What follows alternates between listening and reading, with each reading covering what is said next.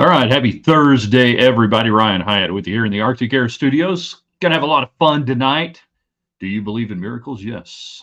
This date, 1980, the Miracle on Ice. We're going to talk about your favorite or all-time best patriotic sports moments all time in American sporting history. We got Texas Tech Lady Raider basketball to look at as well tonight. Tough loss, but I get asked quite a bit, my thoughts on the program, where it is, what's going on. So I told you today in our commentary, if you missed it, you can go back and get it at theraiderland.com.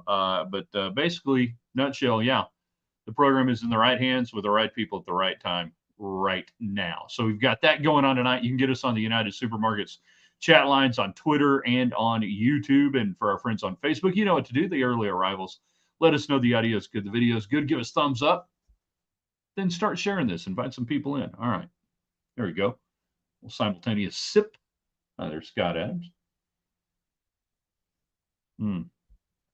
Tasty. All right. Let's get this thing down the track. Damon says the talking box is on. He is correct. In 3, in 2.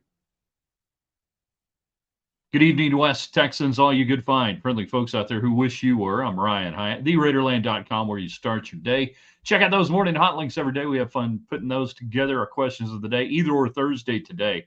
Let's see, we were talking about a couple of different things. What's more annoying, your cell phone not working or any other thing in your life not working this morning? And then the Better Tech Hangout back in the day that maybe if you're from outside of Lubbock, you come back to town, where do you like to go? Either the Spoon, the Texas Cafe, aka the Spoon, or Spanky's, either fried cheese. So it's like the good barbecue and the cherry bombs versus the fried cheese on that one. Either or Thursday, as we're in the Arctic Air Studios, callthebear.com. That's the website, veteran owned and operated. They've been around for a while. They're going to be around for a while because they do great work. Go to their website, callthebear.com. And maybe it's time for a little spring checkup for you. Don't wait till it's too late. Also brought to you tonight by the Shropshire Agency in Lubbock, independent, just like West Texans. Find out what they can do for you, your family, your business, even your church. A lot of changes in the insurance world. They're here to help you in the way that only an independent agent can. All right, so United Supermarkets is getting you taken care of. Fire the comments away today. We'll see what's on your mind. Tonight, we've got Lady Raider basketball to discuss if you want to. Hell of a game. Great fight. I was proud of them. And I'm proud of where this program is headed. Krista Gerlich has it in the right direction. Outmanned and outgunned last night. Just a couple of buckets away from upsetting the number 5 team in the country on their home floor in Austin, where they used to have a home court advantage, not so much anymore. They should thank God that Texas Tech came to town, so at least they got a few folks out there to watch Lady Longhorn basketball. That's right, I said it, Lady Longhorn basketball. You'll always be the Lady Longhorns to me, or the Lady Horns. But not the horny. Yeah, it was an aircraft carrier that Krista Gerlich is trying to turn around. Rebuilt from the bottom up. Fans have a long memory. Recruits don't. 1993 might as well be 1933 to the modern women's basketball recruit. Cheryl Swoops might as well be George Mikan. I don't know. I'm working on that one. Heck, even 2003, the last trip to an Elite Eight for the Lady Raiders, a lifetime plus ago. Fans feel like it's just yesterday. It's not, obviously. And for some fans, it feels like a million miles away when they watch Lady Raider basketball. I get that. I understand it. But the roster is still youthful and young. There are great components and pieces they're building around. Bailey Maupin, one of them. Reminds me a little bit of when Krista Gerlich was Krista Kirkland, and I believe her sophomore year in Lubbock against both Arkansas and Texas, two highly ranked teams at the time. Texas Tech had a shot to win at the buzzer. Both times they couldn't get it done. And in fact, I think it was Krista missing both shots at the end of those games. So that would have been, I believe, 90-91. So the 91 season. But it set the stage because you had the youth there of McMillan and Buck still just, juniors. And the next year you would beat Texas, or that year, later on, you would beat Texas for the first time in 91, in the spring of 91 at the Southwest Conference Tournament in Dallas. Then the next year, you stair step to the Southwest Conference title, and we know what happened in '93. I'm not saying you're 3 years away from a national championship. That's not what I'm saying. But it reminds me of the youth that was being put together by Marcia Sharp, an overnight success that only took 10 years in the making, where this program is right now. So it's not I'll roll the dice with Coach Garlick. No, I believe in the process. I believe in the players they're getting in. I believe the people that they are getting in right now. They had to revamp all of the culture inside around that program. That's not easy to do, particularly when you're already a wounded gazelle. And Tech basketball is definitely a wounded gazelle. So if you got some thoughts on that, we'd love to hear from you tonight, whether it's on Facebook, Twitter, or YouTube. Glad to have you. If you're not a subscriber to the YouTube channel, go ahead and do so. It makes life easier. And that way you know you're never going to miss anything. Now, today we mentioned it, this date in 1980, the United States Olympic hockey team defeats the Soviets, the miracle on ice, the dreaded Russian, the hated Russians. I know for a lot of people, most of what you know about that comes from the movie Miracle. I get it. I'm old enough, fortunate enough, to have been around to have seen it, not live, because remember, none of us saw it live. It was aired tape delayed by ABC on a Friday night. Still remember being at my grandparents' house here in Lubbock, and we knew what the outcome was, but we didn't know how, and we didn't know what Al Michaels was going to say, and then later on we did. You have to understand the importance of that from an American sporting landscape, and just an American landscape, and what was going on in this country in 1979 and 1980, and everything, the aspect of that, why it was so important, why people put out American flags. So today I ask you what you consider the most patriotic American sporting moments all time in the history of history. What would you say are the most patriotic moments? It could be for you individually. We can go back, obviously. I think Jesse Owens at the 1936 Olympics embarrassing Adolf Hitler in Nazi Germany there in the Berlin Olympics. That's got to be up there. If not number one, I don't know what's going to knock it off. But what would you consider the most patriotic? Because make no mistake about it, that U.S. hockey win, it transcended sports. The backdrop of the Iranian hostage situation, an election year with Ronald Reagan getting ready to take on Jimmy Carter there in the fall of 1980. The frustration still, it seems like a long time ago, the frustration still lingering from both Watergate and the Vietnam War in the country coming out of the 70s and the 80s. Stagflation, economic malaise, unemployment, you name it. There wasn't a lot of good going on in America at that moment. We had just moved from Canyon in the late summer of '79 to Lubbock, because my dad took a job coaching at Coronado with Jack Quarles. So this is my first year in Lubbock, having been born in Amarillo and Canyon. Both cities, I was that big a baby. We straddled the entire county line. It was something. And, you know, I'm old enough at the time, I'm a fourth grader, but you're old enough at the time to get it. So the other thing, that wasn't the gold medal game. What was it, Finland, I think? Sweden or Finland? I always forget who. Maybe Sweden, I don't know. Maybe it was Sweden in the gold medal game. And people are putting out flags. People are feeling good again. You've heard the story, the hostages after their release being flown and shown a movie, a video, a movie of things that had happened while they were in captivity for 444 days in Tehran. And they cheer when this Olympic team wins. It is 100% unequivocally, in my mind, the greatest sports upset. Period, end of sentence. It starts there. Everything else you're playing for second.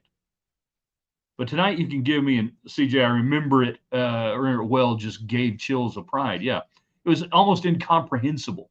Even I, as a young sports fan, not growing up, skating on the frozen ponds of the Panhandle, much like Don Williams playing pond hockey outside of Tulia there by Claytonville.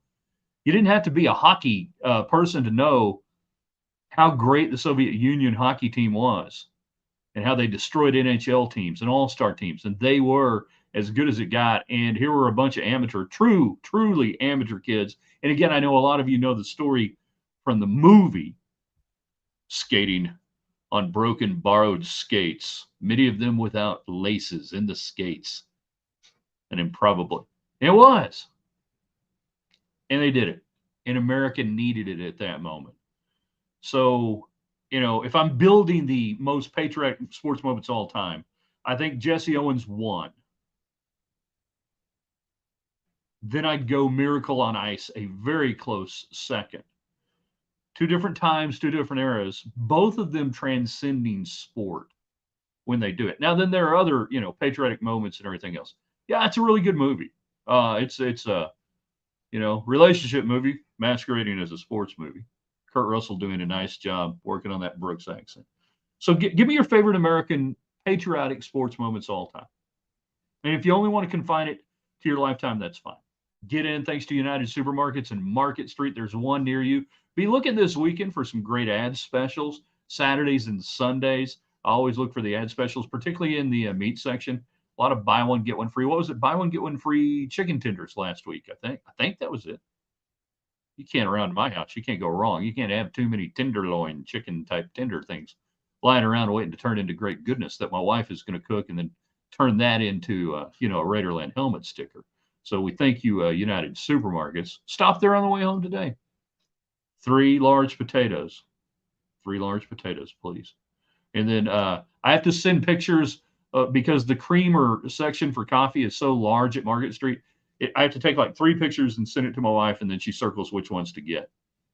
So all that going on tonight. If you got thoughts on Lady Raider basketball, the future of the program, what you saw last night, we can do that. I'm always about it. Baseball tomorrow, 2 o'clock home opener, Texas Southern. Men at UCF Saturday. And you better win if you want to move up. Chris, George W. Bush throwing out the first pitch of the World Series after 9/11. Agreed. That was, again, one of those moments that transcends sports into the American life. And he just drills it. He just nails it. Are you kidding me? You can't do that. He did it.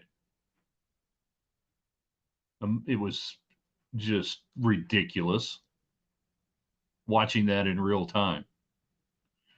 There are a lot of moments around sports coming back from September 11th. Sammy Sosa sprinting out to right field with the little American flag. Sorry, there's my hand. That just, I don't know why I always think of that. And it's just, he's just on a dead sprint in that flag. I don't know. Gary, Mary Lou, big night, the LA Summer Olympics. America's sweetheart. Bless her heart. I hope she's doing better. Mary Lou Retton, yeah. And that whole 84 Olympics, we go back in time. The Russians boycott the 84 Olympics after we boycotted the Summer Olympics of 1980. In 76, there had been an African nations boycott of the Olympics. We had this boycott trading off going on. So basically, it was the United States Invitational, brought to you by McDonald's, which for every medal, basically you got a free burger. I ate free for weeks on that. Yeah, the whole thing though was just almost jingoistic patriotism, but it was so cool. Whitney Houston national anthem Super Bowl during the Gulf War. Cool. Though very young at the time. Thank you for pointing out you were very young at the time. I was very much not young at the time and very much at a Super Bowl party. And about halfway through the national anthem, golly, whose place were we at? PJ, KP? KP. We were at KP's house, apartment. And all of a sudden it gets eerily quiet. And then all you can hear is her singing the national anthem. And then we went back to cavorting. And there was cavorting going on at that Super Bowl party. Let me tell you right now.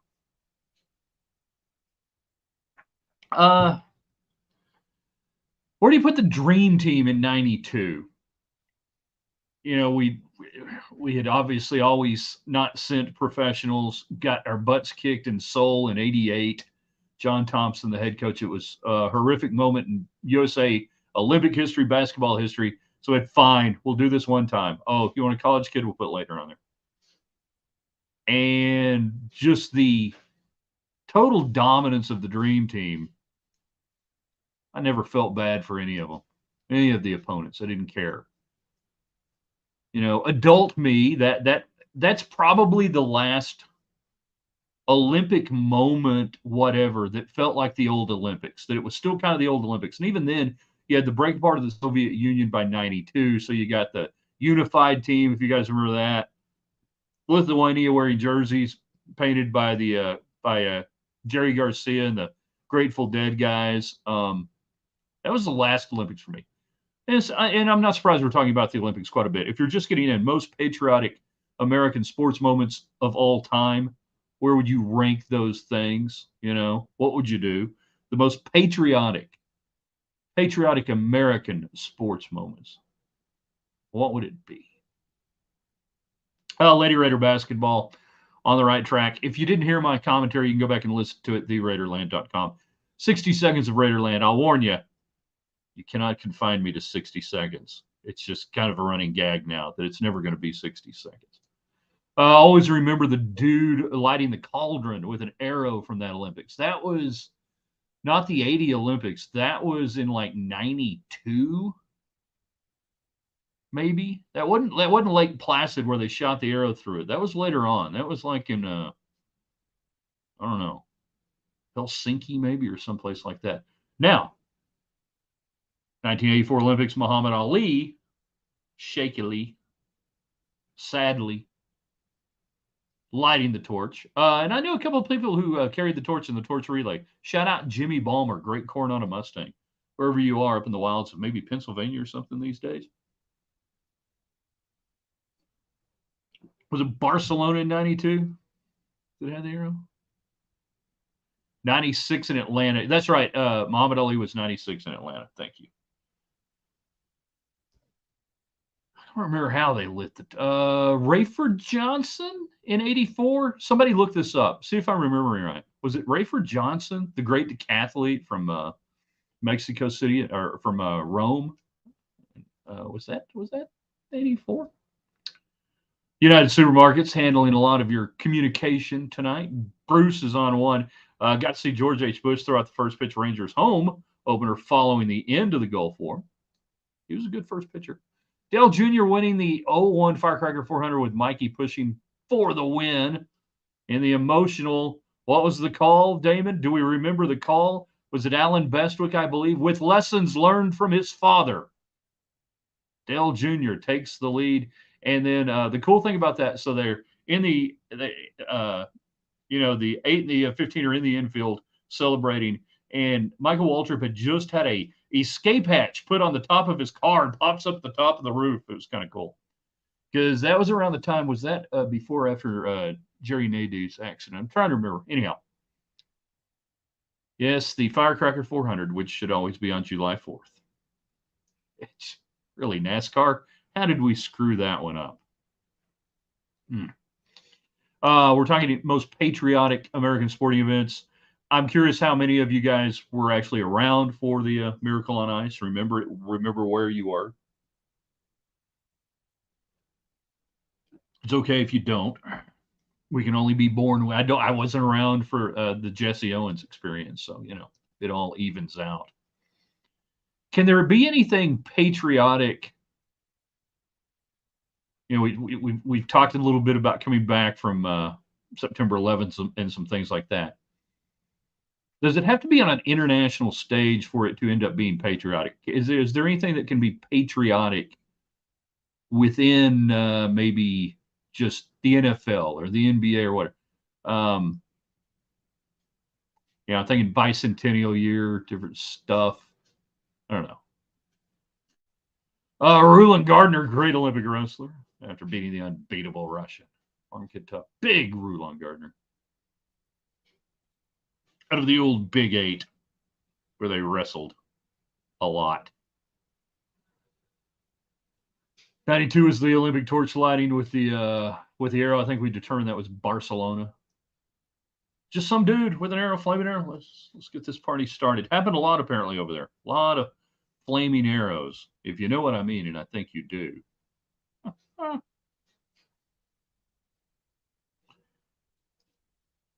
And the other interesting thing about that Miracle on Ice team is there weren't a ton of guys who just went on and had Hall of Fame NFL careers. Mike Ruzioni, Jim Craig playing for a handful of teams, most notably the Atlanta Flames and pipes there. And then, you just, I mean, these were just really good college kids who had the weekend of their life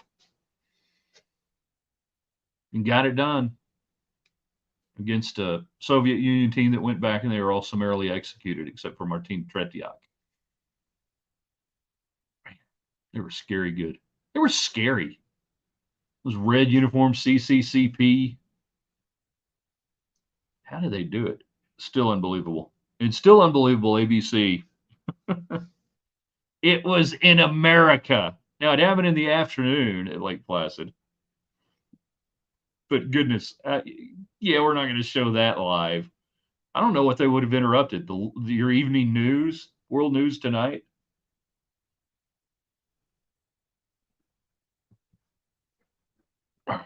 The early rerun of MASH at 5:30. That'd be interesting to see what most ABC affiliates showed this date in 1980 instead of getting to show Olympic hockey live as it happened. Of course, again, going in, everybody thought it'd be 10-2. 2020 with Hugh Downs. That was Thursday nights. And then Ted Koppel, Nightline. America held hostage day 327. So where Nightline came from, for those who don't know, it started off as a little nightly update on the Iranian hostage situation and turned into one of the longer-running news shows all time. You knew you were up late. Back in elementary school, if you heard Nightline and Ted Koppel coming on, you knew you'd stayed up probably well past your bedtime there. Patriotic sports moments. Let's see. Did I scroll up a couple here, just to see what some other people were saying? Yeah. Jackie Robinson breaking the color barrier is listed on a lot of lists. I consider that a great, I guess we could call it patriotic.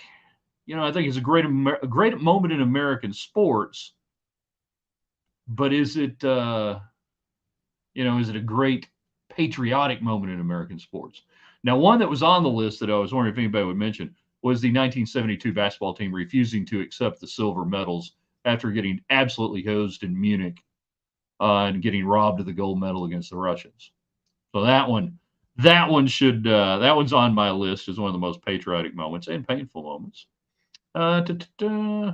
Mexico 68, anyone? Anyone? Bueller? Bueller, scrolling back here, just seeing again on. Okay, I'll give you one. I was going to see if anyone would bring this up. Ryder Cup, Justin Leonard putt to beat the ugly Euros who were doing nothing but walking through his line. They're in 1999. Yeah, I'll give you that one. 1999 Women's World Cup soccer. You win it there at the Rose Bowl. Oh, was it July 4th or July 3rd? Can't remember whether it was actually on the 4th. I think it was actually maybe lying here. Either the 3rd or the 4th. I mean, that was pretty cool. That was pretty cool, right? We like that. Even before Brandy Chastain decided to strip out. I will rank that up there in some of my stuff as far as cool, patriotic American sports moments. Just personally, doubleheader, Amarillo Gold Sox, July 4th, 1976, bicentennial. Largest professional baseball crowd, Amarillo sports history. I was there. Thank you very much. It was a busy day that day. Had the fireworks show there in the parking lot at Dick Bivens Stadium like they used to do. I was shocked when we got to Lubbock and they didn't do a big outdoor fireworks show over at Lowry Field. I'm like, what are we doing here? Why they do that in Amarillo? Why can't we do that here? I don't know.